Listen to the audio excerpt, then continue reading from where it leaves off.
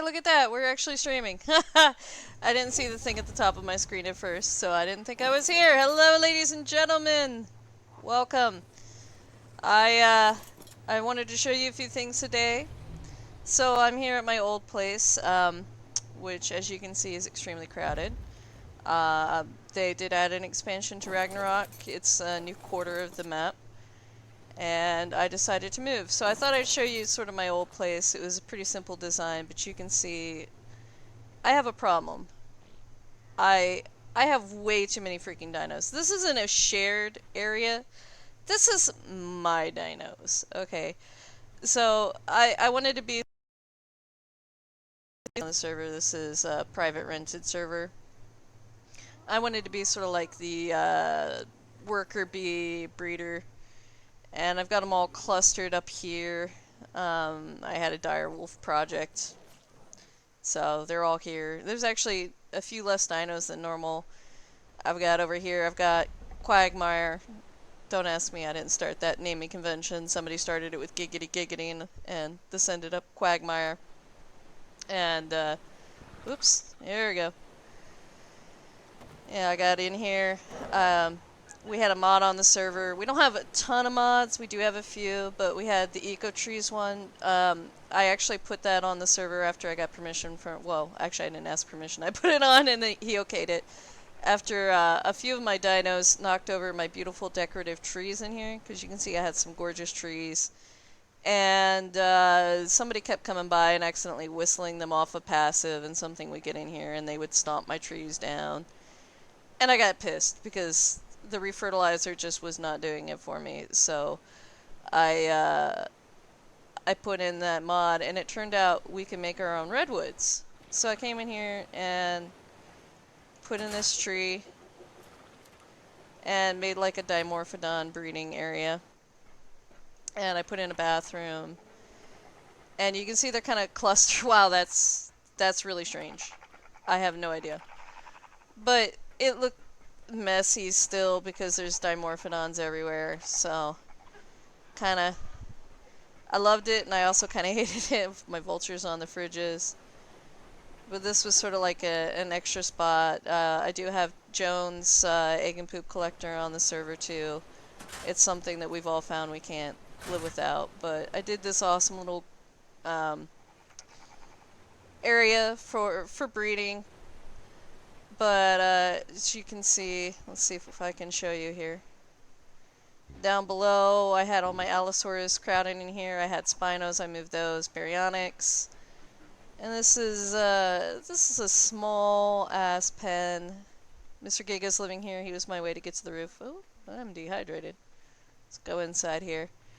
I built my house pretty darn small, at least for me. If any of you watched my 7 Days to Die videos, you know I don't usually go small. I usually go...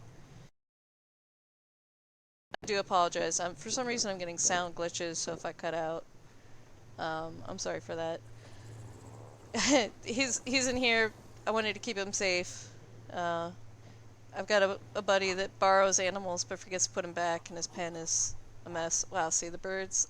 I think this is part of the bug fix that when animals were falling through the floor, somehow all my birds ended up like that. Up there used to be my home for the dung beetles that somehow got broken. It had a glass door, but the dung beetles are broken anyway with the Jones egg and poop collector, but we are not ever giving that up. But, you know, I had stuff scattered all over the place. I made a mistake building with the forge and trying to move metal from the industrial forge in here. I mean, I love my greenhouses. This was nice. It was small. I was running out of storage space. Yeah, I got my chemistry station down there. Just really, really tight on space. You come down here, my pen continues. Love this spot. Love it. I mean, it's gorgeous. I am right above the dungeon, so there's a spot where I can close up the pen and put things on wander.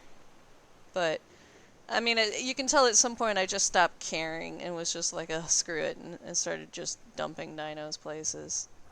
You know, because it's just... so tight in here, and I couldn't do my breeding programs like I wanted to. We do have breeding turned up a bit. I think it's like times 15, I want to say. And the time to birth again is 0.5, so half the time for before an animal can give birth, so 12 hours. I'm going to take this wyvern. Huh, really, I'm starving too. Look at that. Okay. I'm going to take this wyvern because Puke is my new fire wyvern, but it's so ugly, so I'm going to take the crappy one. But yeah, so tiny little pen.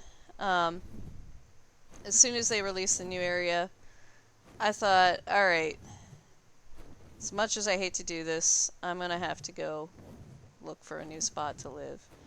You know, I mean, it kind of sucked because most of the people were over here on this side of the island, but like I had building restrictions because the dungeon was here, and despite the fact that we have allowed building in caves because it's an actual dungeon, it would, you know, like I would use some of the no-clip structures and they would disappear, regular structures, they wouldn't allow me to build, and there's just not a lot of room for expansion, so I'm going to take you over to the new place on the new side of the island that was opened up, but before that, I'm going to show you, along the way, a couple of good spots to get metal.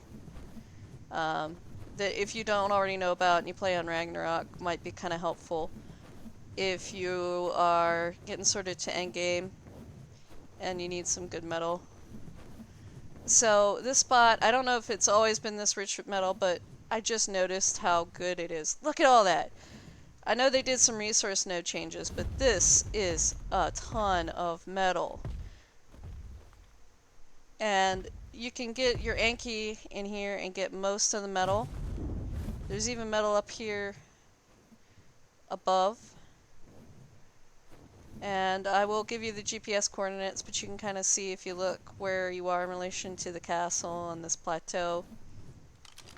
And here are your GPS coordinates. Get a good look. 19.3, 38.1. So now I'm going to go ahead and move on. And the area of the map that was opened up was the southwest area of the map. Along the way, I'm also going to stop at one more metal location that's probably pretty well known. We just call it the Metal Cave. And it has a ton of stone, or excuse me, not stone, metal and obsidian. Hello, T-Rex breeding pen. And the obsidian nodes actually drop metal too, so the new location where I live has obsidian rocks everywhere, but they don't drop metal, so I would say that's probably makes it rich obsidian. And I do have to say, 1,000 hours into the game, I'm still learning a lot. Here's another pal's house. He's his girlfriend just moved out to the same island that I'm on because she was having the same problem I was. It's taking a minute to load, but he used the eco trees. I thought that was really cool. There's a little cove there. Alright, so I'm going to come in here. Here is the metal cave. Now the spot is generally pretty safe. You can see there's a bunch of Ankies down here. This was part of my friend's Anki breeding project. He just put the rejects down here on aggressive, so they keep the island pretty clean. I'll give you the coordinates. I may have cleaned it out recently, but I'll fly in there in a second. So 35.4, 24.0, and let's go ahead and fly on in. I'll open up the map too for you. Yeah, they haven't respawned, but generally this place is just packed with metal and obsidian. So if we look at the map, it's kind of hard to see, but that's about where I am. See a little pin. Alright, so now we're going to fly on out to the new area. So this is sort of near the start of the canyon, so you get sort of a visual reference flying out over the swamps. And I'm going to keep flying past the swamp.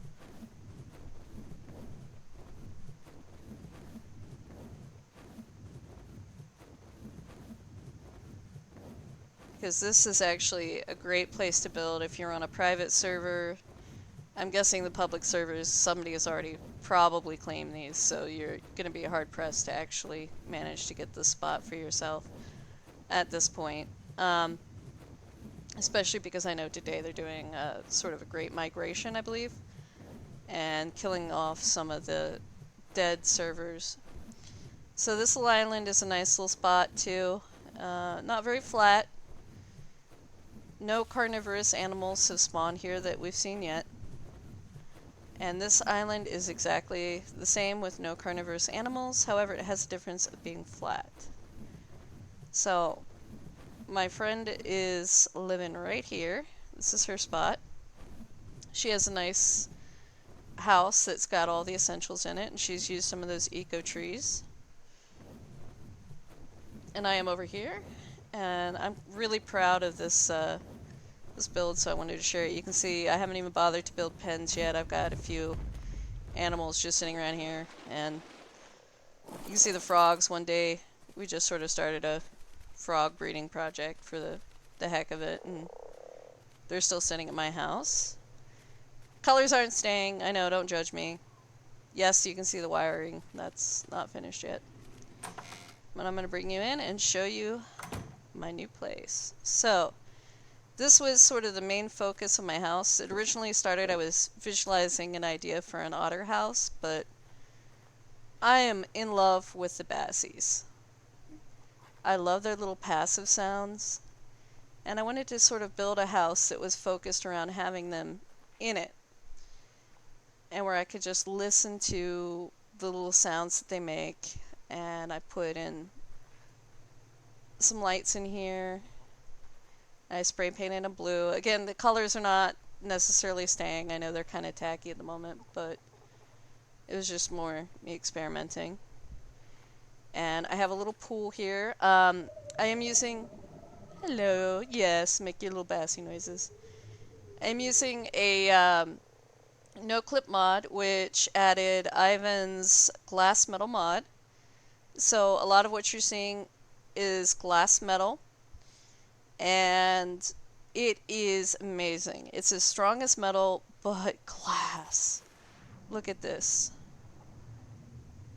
I put in a little area here to kind of even things out, because you can see these are actually foundations. They're the no clip extended foundations, and they stopped about here. I couldn't get them to go out any further, so I had to use the foundation lowering trick and then build up from basically a greenhouse ceiling, because the greenhouse ceiling lined up perfectly with the foundation. Or, well, actually I had to build down, so to get everything even. And then I put in these nice, beautiful glass metal walls. I was originally going to do metal and built that way, and then I discovered glass metal. And yeah, I mean, look at this. I can look out. I put some of the eco tree stuff in there. I'm actually going to get one of our old anglerfish and plop it in that box as decoration. And I know I haven't finished the foundations in here yet. This will be probably filled with foundations. I do have to be careful because of these guys. I mean, they're basically at this point not going to leave their decoration. When I was testing things out, I found out I could get them through a regular side gate, which was good because it lined up perfectly. Oops. But once the door is on it, I can't get them out. So yeah, they're kind of stuck in here. So I'm okay with that. But I've got the greenhouse glass here, and I spray painted everything sort of a copper color. Like I said, the colors are probably going to change. And this up here is just a little observation deck. And usually my penguins are on wander, but they were getting in my way, so I took them off for now. But they like to go out and swim in the pool, and it's really adorable. So, but over here I have like I want to show you this. Look at these paintings. So I discovered there's a way to take images and upload them into basically Ark. So they don't come out perfect, but they come out pretty good. Not all of them. You have to kind of play around with it. If you Google upload image to Ark, you can usually find it. You know, I had to put this in. You can see the O didn't turn out quite right. You know, you had to have this in here. I mean, come on. This iconic T-Rex stuff. Did these. So I just changed the background color on the canvas for these. And it came out different colors. You're just kind of testing it out. This is all new stuff to me because I've never really spent much time painting. I've never gotten to the decoration area. And, you know, painting my lights, it's daytime, you can't really tell, but, you know, the other room had blue lights. This has sort of copper lights. So, over here I did a snail room. These paintings I painted, which is why they're so shitty. But this room I'm really proud of. It's my little snail room. Yeah, I had to do a sexy snail painting for my boys. Even though snails don't have genders. They're Snailbert and Snailsworth. And I got this cute little room here. And I'm going to do another little pen above. I've got dinos just being stored there at the moment. But I think I'm going to do a monkey house, maybe something else up there too. My sheep. I don't have a good way to get the sheep out yet, though I did find out the no clip has a 2x2 door. So I think I'm going to be putting that on the back side so I can get the sheep in and out if I need to. But wool access in my house. Sheep breeding shouldn't be hard in here either. And I discovered, because I hadn't used Vault since basically I first played, and I kind of tested them out on a private server and thought, oh my god, these things are so freaking huge, I am never going to use them. And they changed the size on them, and they are incredible. I mean, look at all this storage space. 150. 150! So, the cost on them is kind of ridiculously high. So you can see, you know, 100 cement paste, 500 metal, 70 oil, 90 polymer. Pricey as hell. I am spending a lot of time mining metal because I intend to kind of fill things up. Wait for my sound to fix itself. There we go. I saw in another person's video that they had used catwalks as sort of like shelving to put stuff up on top of, and I thought, wow, that's actually incredible. So I put my bookshelves up high over here, put some air conditionings because it stuck out the back side, and I've got, because I can't actually access the forge on this side, I can just open and close. But if I do this, I can actually access the forge. And basically that's so that I can put my gas in my gas storage box back here. Here's an eco tree box. But I wanted something nice, big, and open, and fix my mistake of moving the metal from the industrial forge to my workbenches. So I don't really like the metal vault here, but it seemed like the best place to put it. So I wanted to still be able to see the vault. I do have some no-clip ceilings above it, and that's just so I could kind of cut it off above. But you can see all these workbenches. I can just open it up, pull out metal, access the inventory of the workbench. Even this no-clip one that I have up a little bit high. The no-clip one lets me make the glass metal stuff. And you can see kind of back through here there's a dino gate on the back side, and I'll show you what that's about. Come around back here. So back here, you'll see there's a couple of boxes up on another catwalk. You open this gate. Here's the industrial forge, and the reason I did this is so that my neighbor does not have to have an industrial forge. She can just come by and use my forge whenever she wants.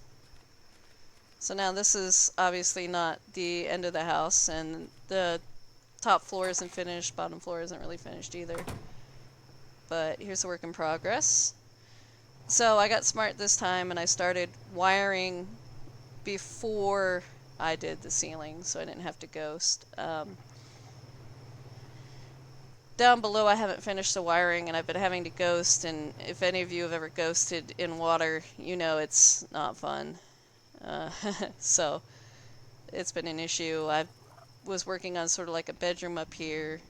I'm gonna scrap that and fix it, but same sort of greenhouse design that I did at the other house, except now all the plant boxes are in one spot up here. I am getting the full 300% greenhouse effect with this shape. So I learned how to do that basically from trial and experiment. I know that this is enough, and that's why this space is empty, but has greenhouse above it, because otherwise I would not get 300% on these. So there's no plant boxes here for a reason. So you can see I really got tired of not having enough room in my fridges. So I went freaking crazy with fridges here. And I set up basically everything. You can see the names on the bottom of the fridges as I go by. And I set all these up. And then suddenly realized, oh crap, I forgot kibble fridges. So these are glass metal walls here, a different type. But I put the 2 kibble, wait for the sound to fix, there we go, behind the industrial cooker. And because I learned my lesson the hard way about having the egg and poop collector too far from the industrial cooker, it's right next to it. So I can grab my eggs and throw it straight into the cooker without having to make multiple trips. And you can kind of see how I did my piping and got it into the cooker just right. If you lay your straight pipe in the floor, you can kind of line everything up, and you can see I did my piping through the floor everywhere. You can see it a little bit coming out, sticking out. It's all throughout the floor in here. And I just put straight pipes up with water, and everything is properly irrigated throughout the greenhouse. Ah, now you can kind of see the lighting. There we go. But yeah, and then over here, more little paintings. I put some of Mom's recipes up. Thought that was pretty cool. Industrial grills there. But yeah, I'm really proud of this. I got a lot more work to do. I've got ideas for a new birdhouse. Oh yeah, this is a screenshot of wyverns that I converted over using that. I think it's Ark Gamepedia that has the app that will let you convert things to paintings in Ark. This is what I use as sort of the background of my videos, and it didn't turn out quite as good, but this is the same picture. It's hard to tell now with the orange glow on the lights, but I decided to just go ahead and leave it. You know, I had to have, since I have sort of the workshop feel and the metallic glow, I put, you know, the Metropolis stuff up. I'm going to put more paintings. But, let's see. I got this monkey absolutely full of paint. He's too heavy otherwise, you know, all that paint. So I have to carry the monkey around, put it on follow. But I'll show you real quick how the paintings work. Let's see, so let's make a canvas here.